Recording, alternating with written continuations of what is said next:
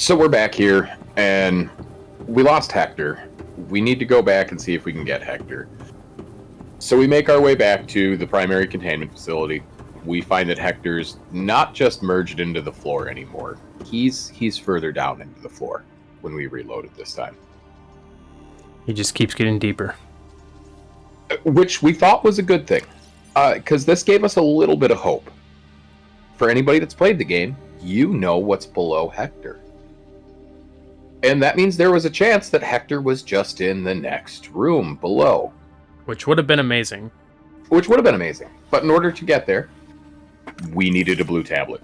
So we had to go make one, which required figuring out how to get back out of here. Thank God Phumpy went ahead and turned on a few of the different portals. Phump, how did we get out of here? Funny enough, I remember a portal in the Lost River. I think me and you were discussing how to go about this, and I don't think we had enough oxygen or whatever. Then I remembered that we had the portal. The problem was, I believe we got back to our base in the inactive lava zone, and we had to find that portal. But I knew where it was, but I didn't know where it was. So it became kind of swim around and go find it. And I don't. It became a reconnaissance mission. Yes. We knew it was still possible, but we had to piece together how to do it now. Which, with some trial and error, with the death and we did end up finding it, which thank God. Yeah, it was incredible to find that, because it just saved us a whole bunch of time, and we definitely remembered it at that point. Well, and I mean, so we solved one problem. We figured out how to traverse the area even without Hector now, how to get back and forth. There was still one potential problem if we don't get Hector back. Which at that point I did not know, and I don't think you told me, nor did I want to know, because that just wasn't a problem for right now. It's a bridge that we crossed later. And that was just it. While this is lurking in the back of my mind, I didn't share this information with you because, well, we couldn't get back to the primary containment facility safely, and we were screwed anyway. True. Now that we found our way to traverse back and forth safely, we get our blue tablet. And this is one of those moments for me where I attempted to just mute the mic, but then I had to tell you where it was. So talk to me, because I tell you that it's behind you, and you turn. Take me through the second largest thing in the game. It's funny because, okay, we slapped the blue tablet in, opened the door, cool. I see a little moon pool type deal. And I was like, oh, okay. I looked down, and so was like, go ahead. I was just like, you know how I am with all these facilities. I'm just like a little on edge. I'm just like, you're telling me to jump into a mysterious pool.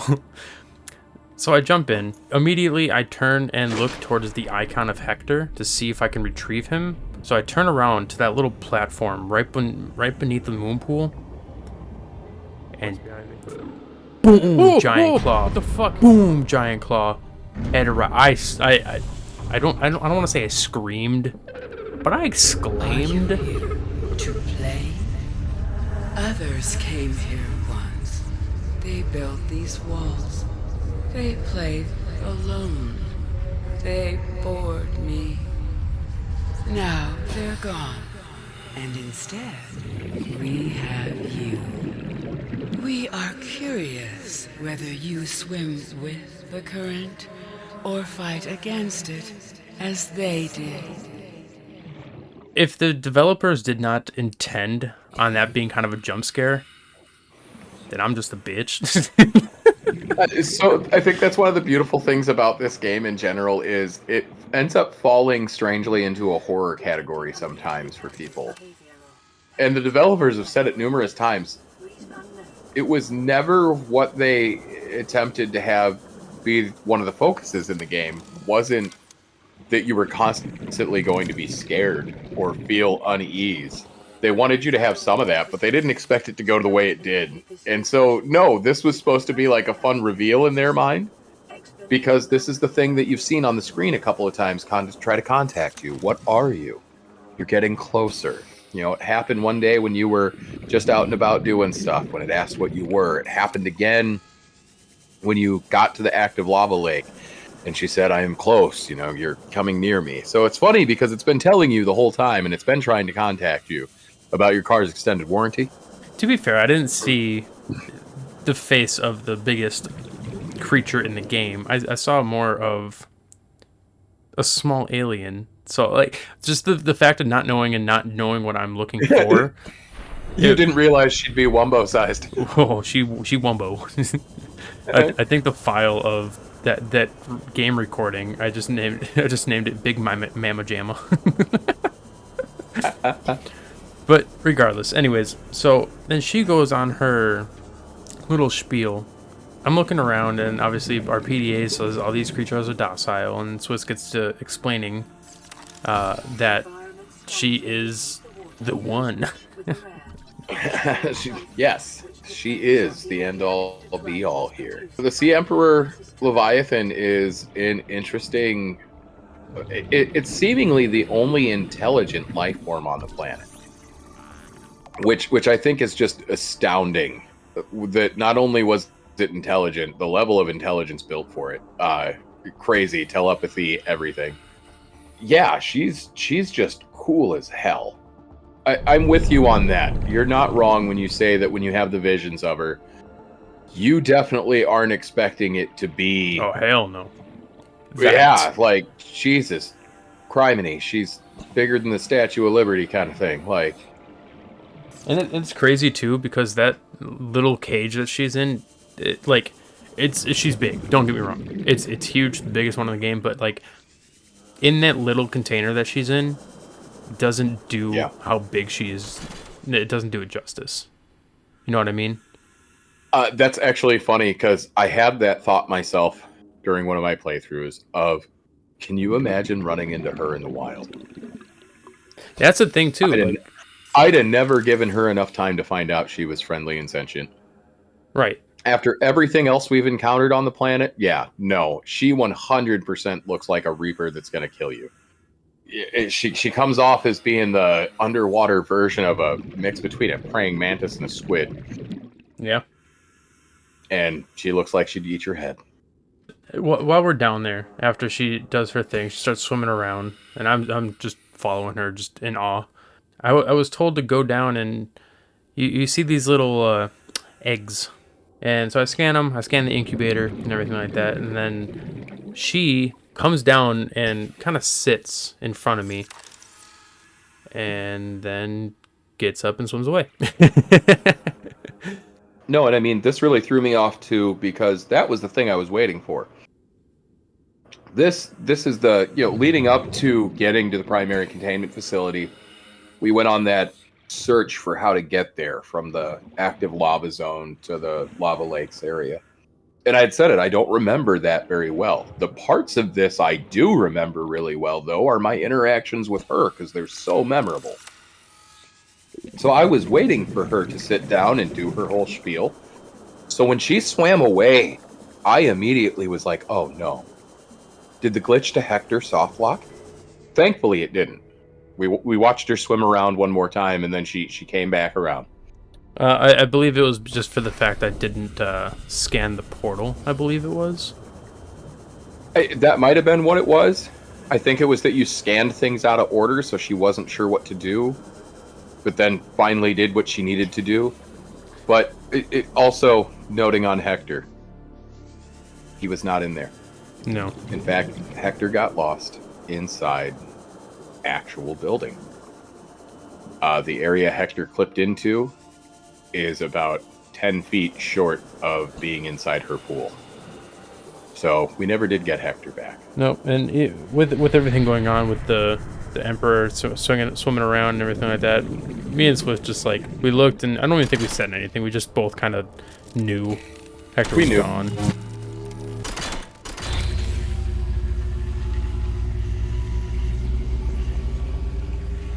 My young need to hatch, to play outside this place. We have been here so long. The others built a passage to reach the world outside. I asked them for this freedom, but they could not hear me. If you help us, I will give you freely what the others tried in vain to take. Well, and like you said, at this point, we had already been planning for the idea of not having Hector. And again, there's still only one thing that may possibly screw us not having Hector. And I still haven't said anything to him. So let's continue here.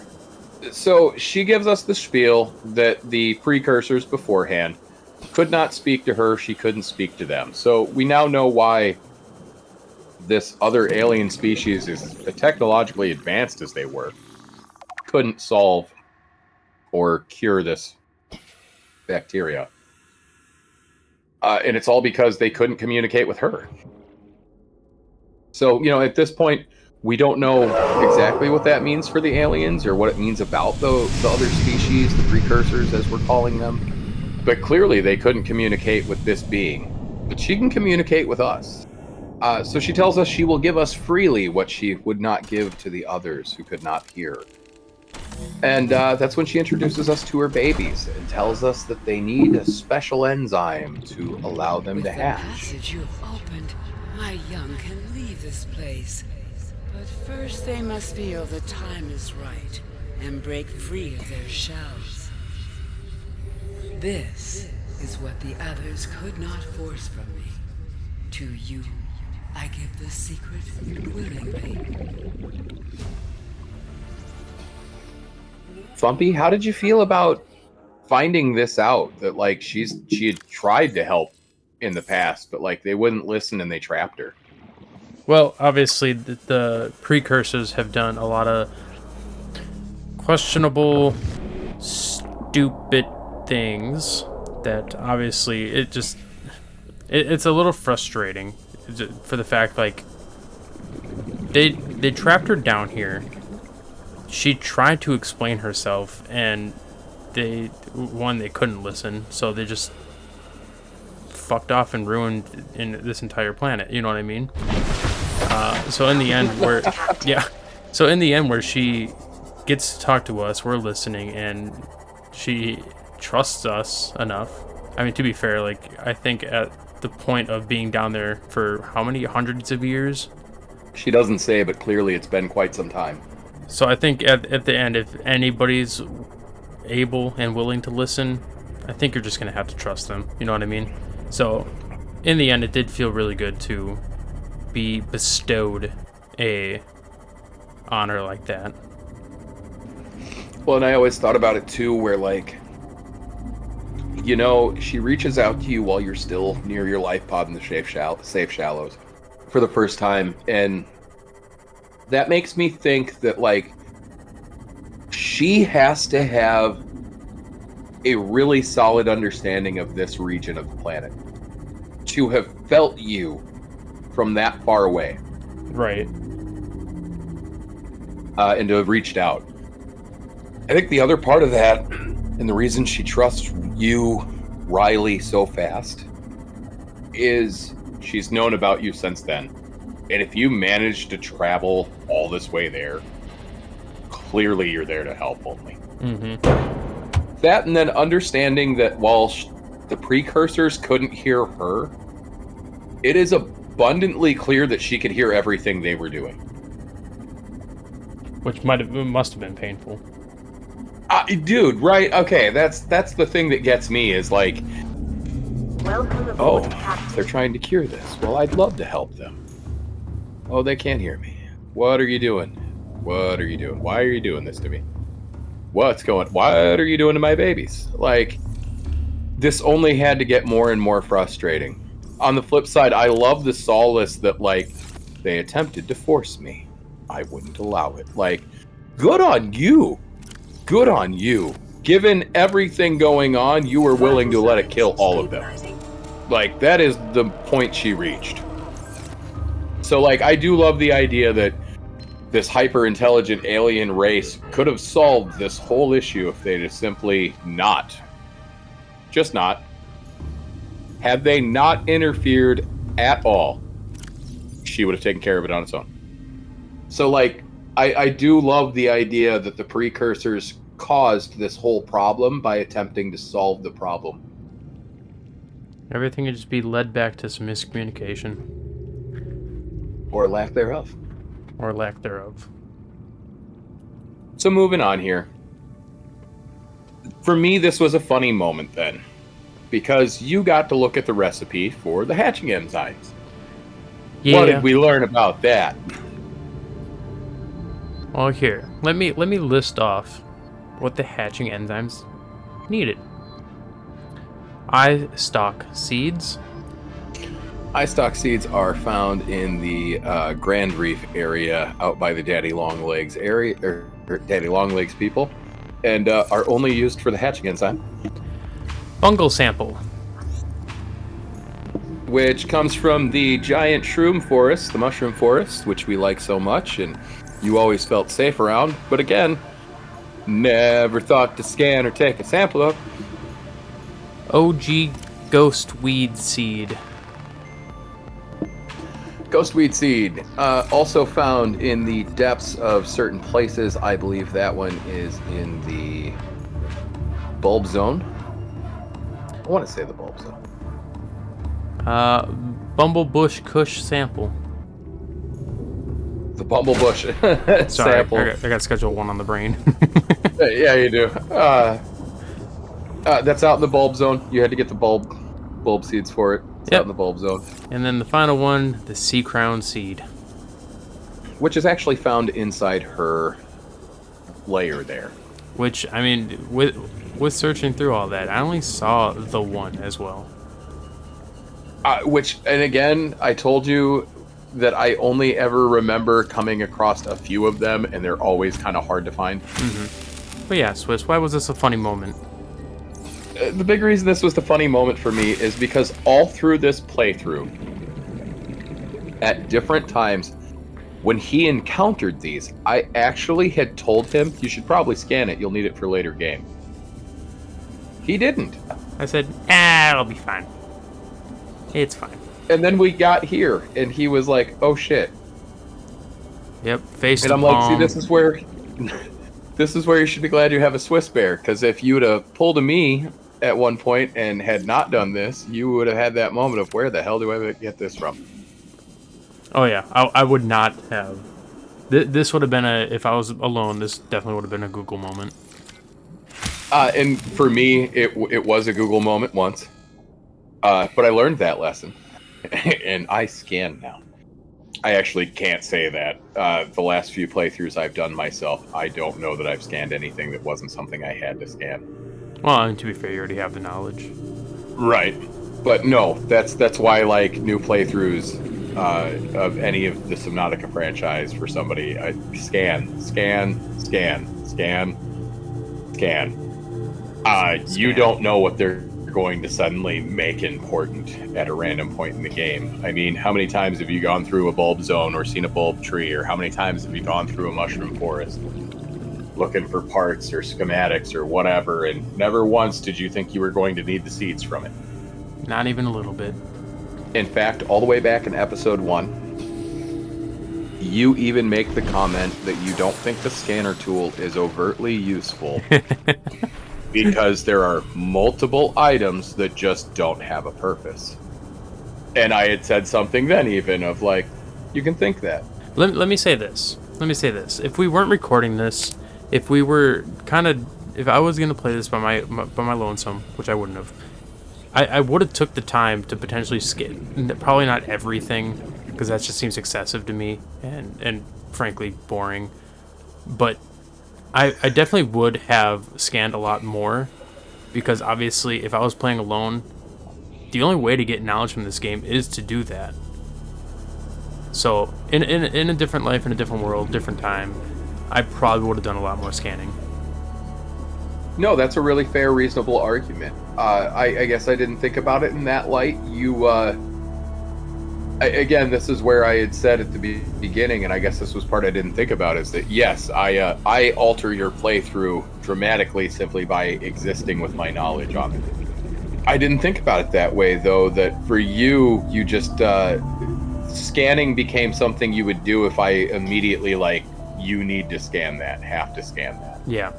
If I wasn't saying that, like, it's a have to scan, Well, then I clearly didn't need to... Yeah. I understand that now.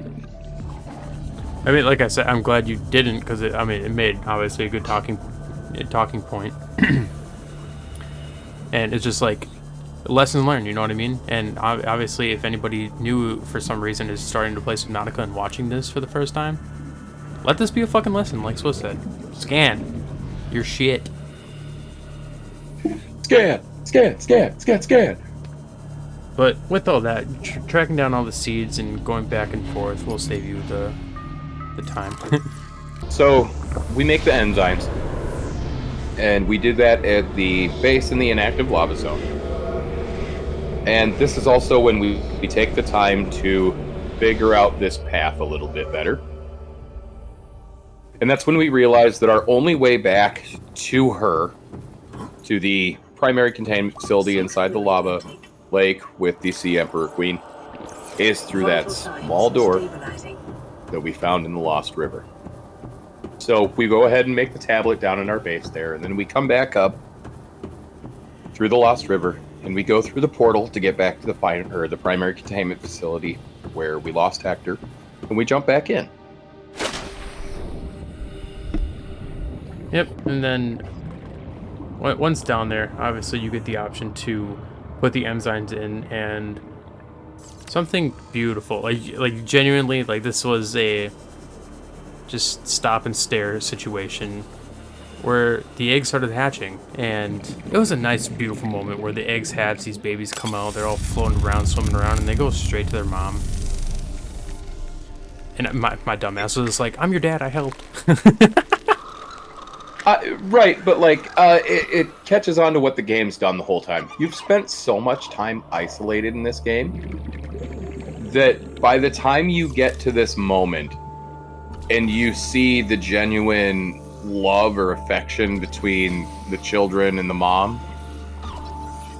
it's heartwarming. Because, like, dude, you haven't even had a regular conversation with anybody in this whole game.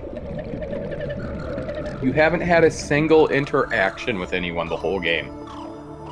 Your PDA talking to you, and your base or whatever you got into saying, "Welcome aboard, Captain," are the only voices you've heard this entire time. That are real voices from a real person. And then you have this moment. My young are swimming for the shallows. I thank you. Their freedom is my end. What will it be like, I wonder, to go to sleep and never wake up? Perhaps next we meet, I will be an ocean current, carrying seeds to a new land. Or a creature so small, it sees the gaps between the grains of sand. Farewell, friend. Ah, dude. It wasn't just the first time you got to see somebody else and something else with emotions. It was the hatching and birth of children that a mother has been waiting for. She's been staying alive just for this moment. Yeah, this is huge. This is huge. Am I overselling it? Maybe. Tell me in the comments. But I think this is heartwarming. And heartbreaking. So she lays down, and I was told to turn around and to go through the portal and follow the babies. But before we go through there, we come across this little, I don't want to say glowing, but very luminescent egg. But then, obviously, I tried to scan it, didn't allow me to scan it, but it allowed me to interact with it. So, you know, it's funny too, because like if I were to interact with it and like if I was actually the character, I would try to like pick it up both hands. But no, this dude fisted it. No, he stuck his hand in it, and obviously it covered our entire hand and kind of like absorbed in through our glove, which I think was funny. Yeah, then we got the cure, Enzyme 42, the thing that these creatures create naturally to save the planet. It could have saved the planet. It's so frustrating. We got the cure, right? And it was just, that was it. What is the word? Invigorating, liberating. That might be the word. Liberating. Yeah, it was a freeing moment. So a very liberating moment there. Especially for you, because you'd been fearing the bacteria. Like, the moment it actually grew some pustules on you, this became an issue for you. Oh yeah. You actually asked me about it a couple of times, and I'm like, well, have you seen anything happen with it? Well, no. Then nothing's happened with it. Like, relax. But yeah, Enzyme 42. Like we said, how messed up is it that had they simply not interfered in the first place, it would have balanced itself out. It was working on it. But so you're cured. You're cured. We watched the cute little dudes go off into the world. And now's when I tell you, remember the gun. And you're like, yeah, like, sweet, time to disable that goddamn thing. You were pumped. You're like, burn it down! Oh, dude, always am. Like, it's so weird for me, because, like, of all of the different things you run across in the game and the lore and everything else, the one question that burns me more than anything else is, well, how many people would have died if they hadn't quarantined the planet? How many people did you kill? And just straight maroon? Like, that gun is the single most ridiculous thing about all of this. It's some random ass planet. You guys came, you know what I mean? Like, it just seems really far-fetched that you had all this happen. You fucked it all up. And then your answer to keeping this disease on the planet was to just shoot things down out of the sky onto the planet so they're forced to experience it. Yeah, dude, that gun is the biggest villain in this whole game. You wouldn't be here if it wasn't for that fucking gun. Hell, if it wasn't for the gun and you had managed to crash on the planet, Sunbeam would have saved your ass. But no, that gun. That fucking gun. Going up the tower, and finding that thing that stabbed us the first time, it was just like, no, you're icky, get away. So going back up there, it was just like, cool, it's shut down, and you just hear power down and everything like that. No, that like, I still don't have words for it. It genuinely just felt good, and I'm gonna go back to the word of liberating. It feels like there's finally an answer to the question that we've been having of how the fuck do we get off this planet? You know what I mean? Oh yeah, it's 100% freedom, because like we said, what's the thing that brought you here? What's been keeping you here? Yeah, I suppose it's like having a gun to the back of your head and living your life the entire Well, I time. mean, so we had talked about it. You received the blueprints for the rocket to get off this planet hours ago.